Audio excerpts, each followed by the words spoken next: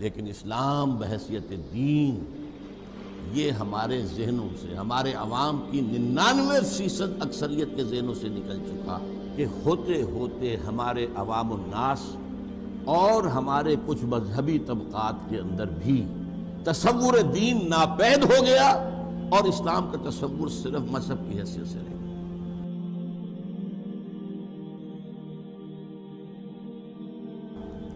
اب ہوا کیا کہ حضور کی حیات طیبہ کے 10-11 برس مدینے میں یہ نظام قائم ہوا۔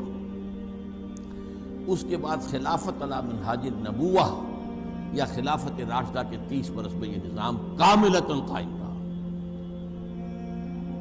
حکومت اللہ کی، قانون اللہ کا، شریعت نافذ، اور حکمران مشورے سے منتخب ہوگا، یہ موروثی نہیں ہوگا، یہ بادشاہت نہیں ہے، یہ سارا معاملہ جو ہے، اور امرہم شورا بینہم سے معاملات طے ہوں گے، اتھارٹیرین نظم نہیں ہوگا۔ یہ ساری چیزیں جو ہیں، یہ 40 برس جو ہیں، اس کے اندر ہمارا وہ سنہری زمانہ ہے جس کے اندر کہ دین ایک رہا۔ اس کے بعد حادثہ کیا ہوا؟ ایک یہودی سازش کے نتیجے میں انٹرنل سیبوٹاج ہوا، عبداللہ ابن سبا کی تحریک کے نتیجے میں مسلمانوں کو آپس میں لڑا دیا۔ حضرت عثمان شہید ہوئے رضی اللہ تعالی عنہ، اور ان کی شہادت سے فتنے کا جو دروازہ کھلا ہے تو حضرت علی کا سارا دور خلافت خانہ جنگی کی نظر ہو گیا۔ 1 انچ زمین بھی اسلامی سلطنت میں حضرت علی کے دور خلافت میں ایڈ نہیں، آپس میں لڑ رہے ہیں، 1 لاکھ آدمی ہلاک ہو گئے ایک دوسرے کے تیروں سے اور تلواروں سے اور نیزوں سے۔ تو وہ جو ہے ایک بہاؤ جو جا رہا تھا کہ تھمتا نہ تھا کسی سے سیل رواں ہمارا، اس بہاؤ کی جو رفتار تھی وہ ٹوٹ گئی، اور اس کے بعد نتیجہ کیا نکلا؟ خلافت راشدہ ختم ہو گئی، ملوکیت کا آغاز ہو گیا۔ اب ہو گیا موروثی معاملہ، یہ جس کی طاقت اس کی حکومت ہوگی۔ بنو امیہ طاقتور قبیلہ، ان کی حکومت ہوگی۔ بنو عباس کھڑے ہو گئے ہیں، انہوں نے ان کو مارا اور اپنی حکومت قائم کر لی، ان کی حکومت ہوگی۔ وہ نظام وہ ختم ہو گیا، سیاسی اعتبار سے جو اسلام کا نظام تھا وہ ختم ہو گیا۔ یہ ہمارے دور زوال کا نقطہ آغاز ہے۔ نتیجہ کیا نکلا کہ اب امت نے یہ سوچا کہ یہ جو چھت ہے یہ تو اب ہٹ نہیں سکتی، جو اوپر کا نظام سیاسی ہے یہ تو یہی رہے گا، جس کی لاٹھی اس کی بھینس۔ اب ہمیں we have to live under this roof۔ اب اس میں جو بھی کچھ ہو سکتا ہے اس کے حوالے سے کچھ علمی کام ہو سکتا ہے، کچھ صوفیہ نے کام لیا، لوگوں کے تزکیہ نفس کرتے رہیں، کچھ علمی کام کریں، اور مذہب تو بہرحال انٹیکٹ رہا۔ نہ بنو امیہ نے کہا کہ نماز ختم کر دو، نہ بنو عباس نے کہا کہ نماز ختم کر دو، تو سیاسی نظام بدلا تھا نا۔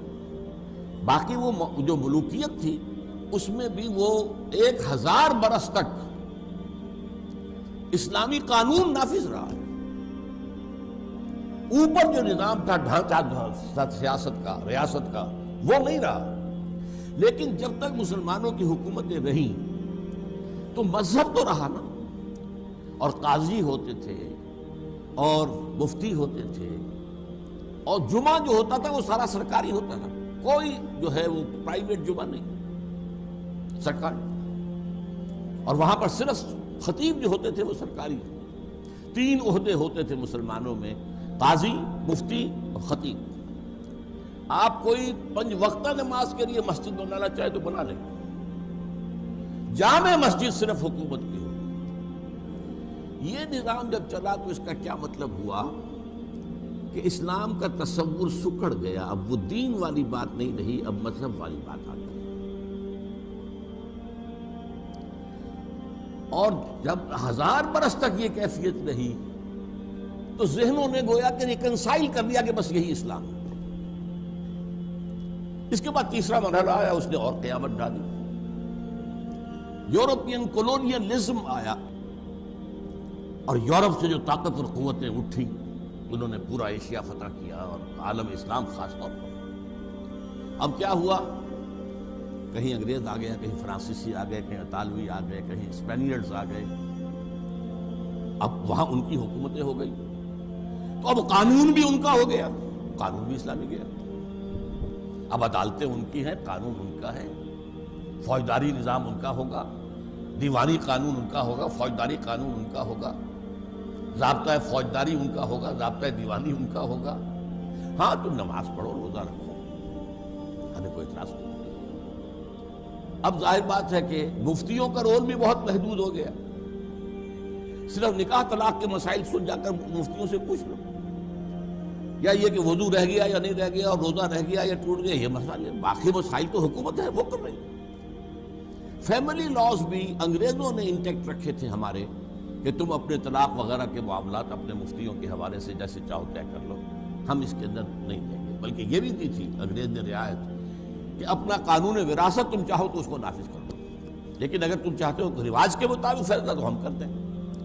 یہ جو کم سے کم 200 برس ہندوستان کے اندر، اب میں ہندوستان کی صرف بات کر رہا ہوں، یہ ذہن کے اندر اب پختہ ہو گیا کہ اب اسلام مذہب بن کر رہ گیا، اسلام کا دین کا تصور نکل گیا۔ دین تو انگریز کا ہے، حاکمیت اس کی ہے، اللہ کے دین کا مطلب یہ اللہ حاکم اور اس کا قانون نافذ، یہ اللہ کا دین ہے۔ دین الملک کا لفظ آیا ہے سورہ یوسف میں، اس کا مطلب کیا؟ وہ جو بادشاہ تھا مصر کا وہ حاکم اور اس کا جو قانون ہے وہ نافذ۔ یہ بات بڑی اہم ہے، اچھی طرح سمجھ لیجئے کہ ہوتے ہوتے ہمارے عوام الناس اور ہمارے کچھ مذہبی طبقات کے اندر بھی تصور دین ناپید ہو گیا اور اسلام کا تصور صرف مذہب کی حیثیت سے رہ گیا۔ اس جو کولونیل رول آیا تھا اس کے خلاف بغاوتیں بھی کی مسلمانوں نے۔ مہدی سوڈانی نے سوڈان میں کی، ناکام ہو گئے۔ امام شامل نے روس میں کی، ناکام ہو گئے۔ عبد القادر جزائری نے الجزائر میں کی، ناکام ہو گئے۔ سنوسی نے لیبیا میں کی، ناکام ہو گئے۔ شہید احمد سید سعید بریلوی رحمت اللہ علیہ نے یہاں کی، ناکام ہو گئے۔ لیکن بہرحال انہوں نے تلوار بھی اٹھائی، جنگ بھی کی۔ اس سے پہلے ہمارے جو مجددین تھے انہوں نے نظام کو بدلنے کی کبھی کوئی کوشش نہیں کی۔ عقائد میں کوئی خرابی آ رہی ہے اس کی اصلاح کر دو، لوگوں کے اعمال میں کوئی خرابی آ رہی ہے اس کی اصلاح کر دو۔ دین قائم کرنے کا مطلب ہے حکومت سے ٹکراؤ، اور حکومت مسلمانوں کی ہے، اور اس میں بہت سی حدیثیں ایسی موجود ہیں کہ مسلمان حاکم ہو تو اگر وہ کفر بواح کا حکم نہ دے تو اس کے خلاف بغاوت نہیں ہو سکتی، لہذا کسی نے تلوار نہیں اٹھائی۔ وہ شروع میں 4، حضرت حسین اور حضرت عبداللہ ابن زبیر، حضرت نفس زکیہ، حضرت زید، باقی اس کے بعد کسی نے تلوار نہیں اٹھائی، کسی نے اس ملوکیت کو ختم کرنے کی کوشش نہیں کی۔ ہمارے علماء نے بالعموم اسلام کو مذہب کی حیثیت سے تسلیم کر دیا، اور سارا ایمفیسس اسی پر ہے، عبادات پر ہے، سنتوں پر ہے، اور ساری چیزیں جو ہیں انہی پر ہے، باقی نظام کی بات تو نہیں کرتے، اللہ کی حکومت قائم کرنے کی بات نہیں کرتے۔ ہمارے جو مدارس چلے آ رہے ہیں ان کی تاریخ بھی یہی ہے کہ وہ اصل میں مدارس کیا تھے؟ مسلمانوں کی جب حکومت تھی تو جو چاہیے تھے قاضی، مفتی اور خطیب، ان کو پیدا کرنے کے لیے یہ نظام بنا تھا۔ جیسے آج کل ہوتا ہے سول سروس اکیڈمی، آپ کی حکومت ہے، آپ کو چاہیے نا، آفیسرز چاہیے، سی ایس پی والے چاہیے، اور پروونشل سروس کے لیے چاہیے، مختلف کارڈرز کے لیے چاہیے، ان کے لیے امتحانات لیتے ہیں، ان کے لیے پھر ٹریننگز ہوتے ہیں، ان کے لیے انسٹیٹیوشنز ہوتی ہیں۔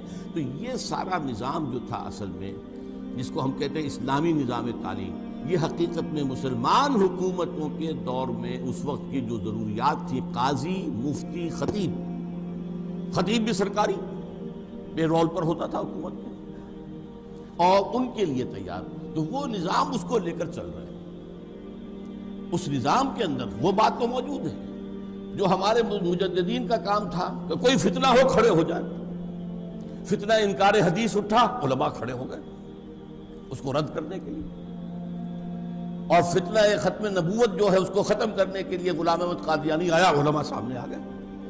تو مذہب، عقائد، عبادات، ان کی تحفظ کے لیے تو علماء کھڑے ہوتے ہیں اور محنت کرتے ہیں، اور آج ایک بہت بڑی تحریک تبلیغی جماعت کی اسی مذہبی تصور کو لے کر چل رہی ہے، بڑے ایک حرکی تصور کے ساتھ۔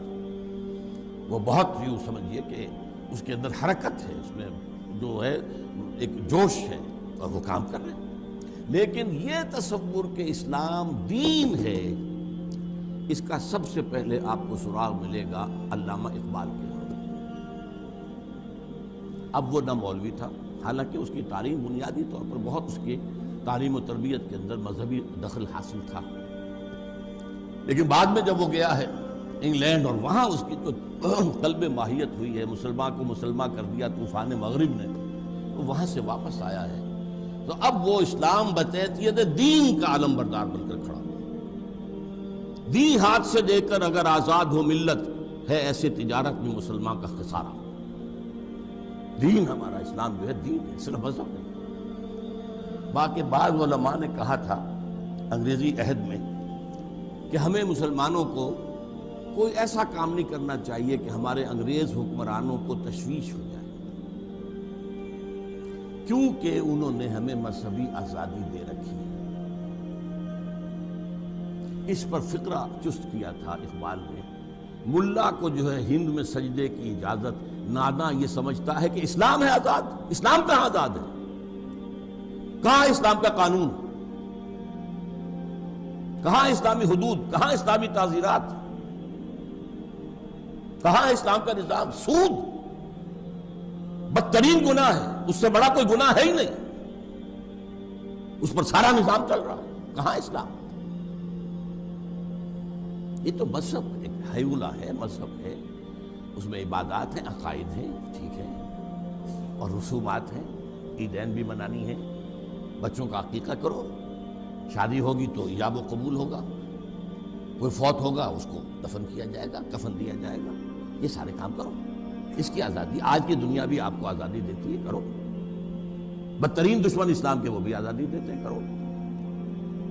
لیکن اسلام بحیثیت دین یہ ہمارے ذہنوں سے، ہمارے عوام کی 99% اکثریت کے ذہنوں سے نکل چکا، اور ہمارے علماء جو ہیں، روایتی علماء، وہ جو میں ابھی رینڈ کارپوریشن کے حوالے سے کہہ رہا تھا کہ ایک فنڈامنٹلسٹ ہے جو اسلام کو نظام سمجھتے ہیں، اور ایک ٹریڈیشنلسٹ ہیں، روایت پسند، وہ جو قال اللہ و قال رسول مدارس میں کر رہے ہیں، تو ان کا تصور جو ہے اس کے اندر وہی مذہب کا تصور ہے، اس کے دفاع کے لیے وہ کھڑے ہو جاتے ہیں، اور اس کے لیے بڑی تحریکیں بھی چل سکتی ہیں، قربانیاں بھی دیتے ہیں۔ لیکن اسلام کو بحیثیت دین دوبارہ قائم کرنے کی طرف ان کی